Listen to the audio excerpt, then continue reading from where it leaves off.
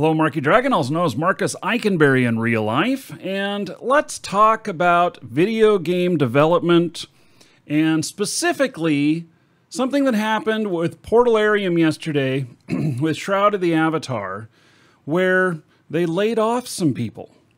And now people are freaking out. They're going, oh my God, the game's dying. Well, no. So this is common. One, people all the time claim a game is dying. I mean, God, how long have we been playing EVE Online and people all the time are, is the game dying? The game's dying. Come on, we've been playing it for 15 years now. So Portalarium with Shroud of the Avatar has just finished publishing episode 1. And it's been a long time in the works. First time I heard about the game here was in 2011.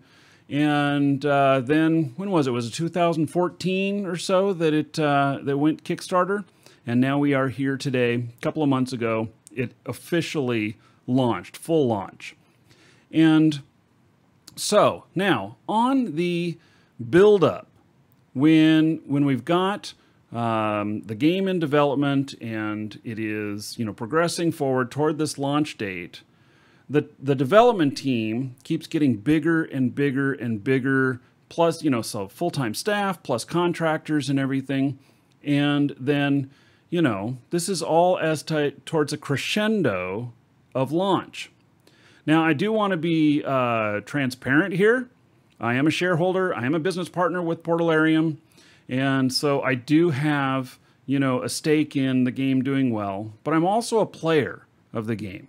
And I also really enjoy playing the game, and I've enjoyed the content. I was a hell of a big player of Ultima Online, and I just love that this is the spiritual successor to Ultima Online.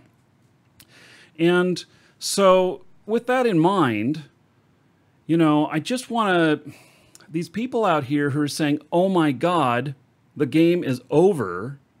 No, it's not. So there's a roadmap that they have of 5 episodes in the roadmap currently. And they are going to be starting work on episode 2 here shortly. Now, in normal video game development, like let's say a console game or a PC game that's not massive multiplayer, you'll have a team there in place that's going to build this whole game, get it all up there, get it launched, get to market, and then right after it launches, it could be half the team that is laid off. And then there's a smaller team there that takes care of any bug fixes and stuff like that, patches that are needed for the game. And then eventually the whole team is gone. And the game is just out there, lives on forever. Maybe they pick up another project, version 2 of that game or whatnot. But in usual circumstances, the team is just dissipated. And they go on to the next project. So in an MMO world, it works a little bit differently. And by the way, I have talked to, so I asked Richard Garriott some questions, and he was kind enough to answer a few things for me, and I'm going to tell you what he said here. But beyond that, this is just my view of things. This is my, as a player, but also as a businessman and an entrepreneur, knowing what's going on behind the scenes here and why this doesn't freak me out. So if I was just a player and all I knew was playing the game and everything, I'd be scared hearing that people got laid off. I'd be like, why? But it's all a business. This is business. This is normal. And so in development of an MMO, you have a team. I don't know what the actual word for the team is, what they're actually called. But the team at the beginning is a team that does all the building of the worlds and building everything up and getting stuff up to launch. Once they're at launch, then it transitions over into a live team. This live team is a bit different skill set and everything. It's not the same amount of developing new worlds and creating content and stuff. It's more of operations, refinement, making sure everything's going good, and all of that, and keeping the fun. There is always new development that comes in. Every new release will have something new in it. It doesn't stop. But now the next goal with Shroud of the Avatar is episode 2. What is the date for episode 2? I don't know, but it is in the works. And so I don't know how many people have been laid off. I know it's been a fair number of people, but I don't know the exact number of people that were laid off. And so I do know a few people who, one of them, Gix, who showed up on the show quite often.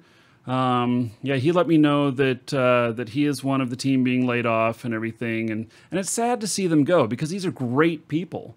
But here's the deal, is that the team that's needed now, the skill set is different from what was needed prior to this. And so that's how it's moving forward. And so I asked about, how many people were leaving and what kind of the general sentiment was and everything. And Richard got back to me, and basically the stuff that I'm echoing here is they scaled up for the launch, and that's normal. So, and he also mentioned that the physical goods and everything, they've got some people, helping with the physical goods that won't be needed after those are shipped. So that stuff's being finalized, and those of you who ordered the game and have physical goods being shipped to you, sounds like it's getting pretty close to being shipped out. So I can't wait to do the show where I show you the stuff that I got. I have a fair bit of stuff on the way. So, okay, so episode 1 is completed, and they have delivered what they promised in the Kickstarter. In fact, thinking back now on the Kickstarter, I think they've delivered everything that they promised in there. I don't think there was anything that they decided to say after the fact they couldn't do. I don't know. If there was, it was, I guess, about this big, and I didn't notice it.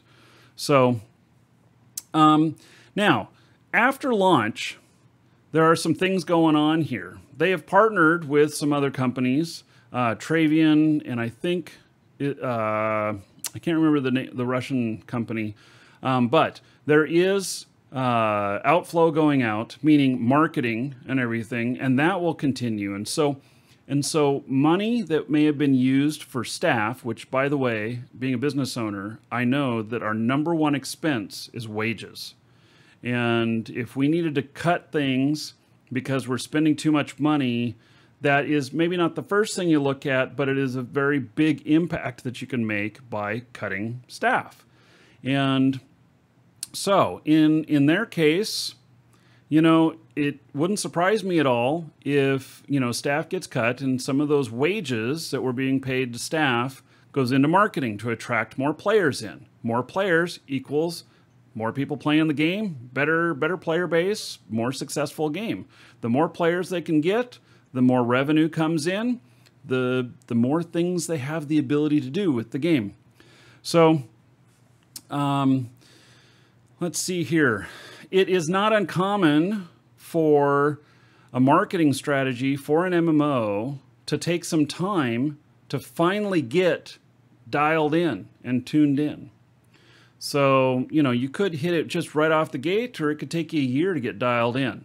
So that is, another thing that they're working on right now. Let's see here.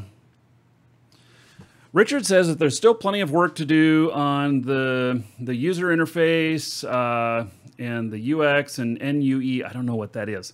Conversation, quests, combat, etc. And they're going to continue working on that stuff. Now,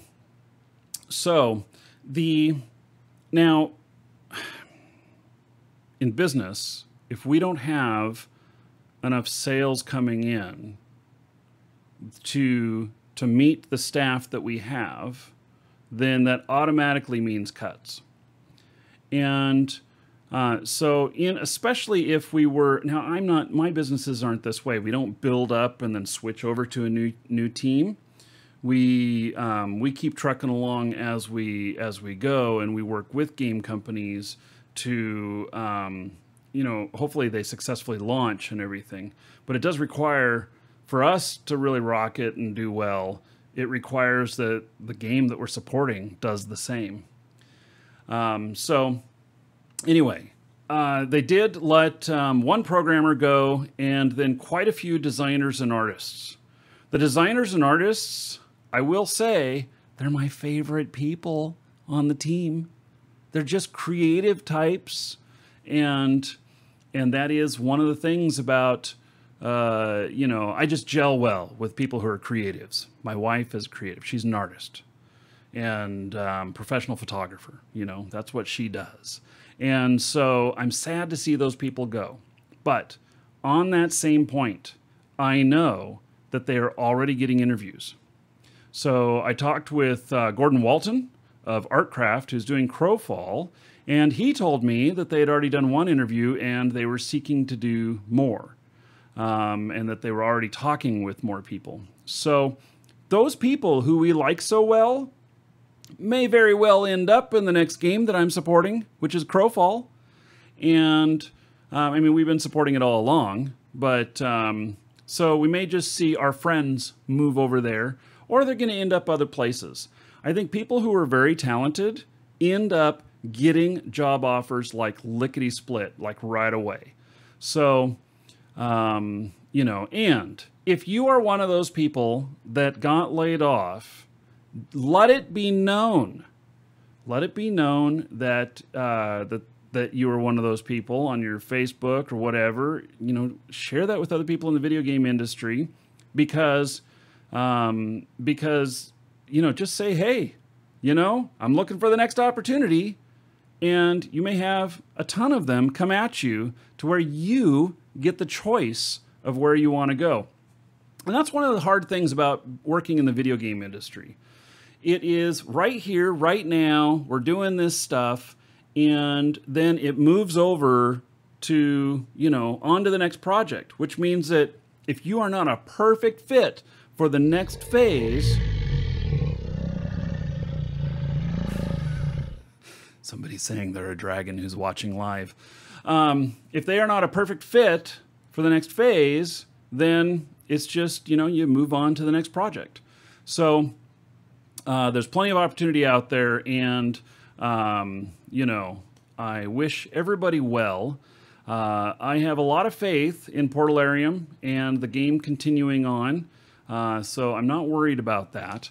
And I want to know if you're one of the developers that that has left Portalarium, is going on to other places. Ping me and say hello wherever you land new. So anyway, thank you very much for watching. Please do subscribe. Where's the button over there? I don't know. And leave comments. Thank you very much. Take care, everybody, and see you in game.